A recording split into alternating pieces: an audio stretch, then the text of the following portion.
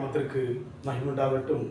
நேற்று நாம் தியானித்த வண்ணமாக நம் ஆரம்பத்தில் கொண்டிருந்த நம்பிக்கையை முடிவு மட்டும் பற்றி கொண்டிருப்போம் என்று சொன்னால் கிறிஸ்துவுக்குள்ளாக நாம் பங்குள்ள மக்களாக இருப்போம் என்று சொல்லி பார்த்தோம்.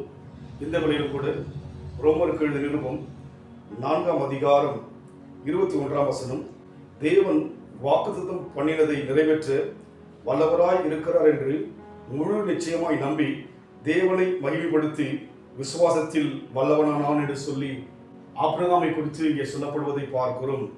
வாக்குத்தத்தம் பண்ணினவர் நிறைவேற்ற வல்லவராய் இருக்கிறார் என்று முழு நிச்சயமாய் நம்பி, ஒன்று நம் வாழ்க்கையிலே நம்பிக்கையை முடிவு மட்டும் பற்றி கொண்டிருக்கும்படியான அந்த பாதையிலே அந்த அனுபவத்தில் செல்ல வேண்டும். இரண்டாவதாக இங்கே சொல்லப்படுகிறவனமாக முழு நிச்சயமாய் நம்பி தேவனை மகிமைப்படுத்தி விசுவாசத்தில் ஆபிரகாம் வல்லவனானான் என்று சொல்லி பார்க்கிறோம். இன்றைக்கு அநேக நேரங்கள் நம் வாழ்க்கையிலே நம்பிக்கை எழுந்து குழம்பி ஜெபிக்காதபடிக்கு, வேதத்தை வாசிக்காதபடிக்கு, அநேக தடுமாற்றங்களோடு கூட ஒரு சிலர்கள் ஆலயத்துக்கு போக முடியாதபடிக்கு நாம் தள்ளப்படுகிறோம். ஆனால் ஆபிரகாம் வாழ்க்கையிலே எவ்வளவு விதமான போராட்டங்கள், வேதனைகள், விரக்தியான சம்பவங்கள் வந்த போதிலும் கூட ஆபிரகாம் முழு நிச்சயமாக நம்பி தேவனை மகிமைப்படுத்தி விசுவாசத்தில் வல்லவனானான். இந்த அனுபவம் ஆபிரகாமுடைய வாழ்விலே சிறப்பான அனுபவம். அதுபோல் நம் வாழ்க்கையில் கூட இந்த அனுபவங்கள் மிக அவசியமாக இருக்கிறது. கிறிஸ்துவ வாழ்க்கை என்பது மத ரீதியான ஒரு காரியம் அல்ல.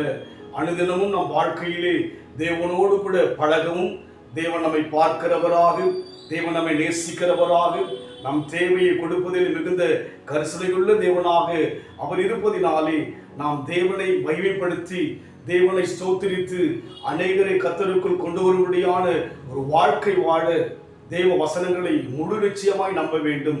நிச்சயமாகவே தேவன் அன்றைக்கு ஆபிரகாமுக்கு சாராளுடைய கர்ப்பம் செத்து போன பிற்பாடு ஆபிரகாமுக்கு 100 வயதான போது முழு நிச்சயமாய் ஆபிரகாம் தேவனை நம்பினபடினாலே ஈசாக்கை கொடுத்தார். அதுபோல இன்றைக்கு நம் வாழ்க்கையில் கூட நாம் முழு நிச்சயமாய் நம்புவோம். எண்ணுவதற்கும் வேண்டிக் கொள்வதற்கும் அதிகமான காரியங்களை செய்ய தேவன் அக்கறை உள்ளவராக, நம் மீது ஆசை உள்ளவராக, நம் மீது ஆவலுள்ள தேவனாக இருப்பதாக வேத முழுமையை பார்க்க முடியும். அந்த அனுபவத்தில் போக நம்மை கொடுப்போம். இதனை என்றும் நம்பிடே, அவன் யோசனை அழிந்திடுமே. நான் மனிதனை என்றும் நம்பிடே, அவன் யோசனை அழிந்திடுமே. யாக்கோபின் தேவன் என் துணையே, என்றென்றும் பாக்கியவான். யாக்கோபின் தேவன் என் துணையே, என்றென்றும் பாக்கியவான். அல்லேலூயா, அல்லேலூயா, என் ஆத்துமாவே கர்த்தரை துதி. அல்லேலூயா, அல்லேலூயா, என் ஆத்துமாவே கர்த்தரை துதி. ஆபிரகாம் முழு நிச்சயமாய் நம்பி தேவனை மையப்படுத்தினார். அன்பின் ஆண்டவரே, இன்றைக்கும் கூட நாங்கள் முழு நிச்சயமாய் நம்பி தொடர்ந்து மையப்படுத்த, தொடர்ந்து உயர்த்த, தொடர்ந்து நாமத்துக்கு சாட்சியை வாழ எங்களை ஒப்புக் கொடுக்கிறோம். நிச்சயமாகவே இந்த நம்பிக்கையை நீர் கனப்படுத்தி பெரிய காரியங்களை செய்ய சித்தமாக இருப்பதற்காக நன்றி செலுத்துகிறோம். பொறுப்படுத்திக் கொள்ளுங்கள். இயேசுவின் நாமத்தில் பிதாவே, ஆமென்.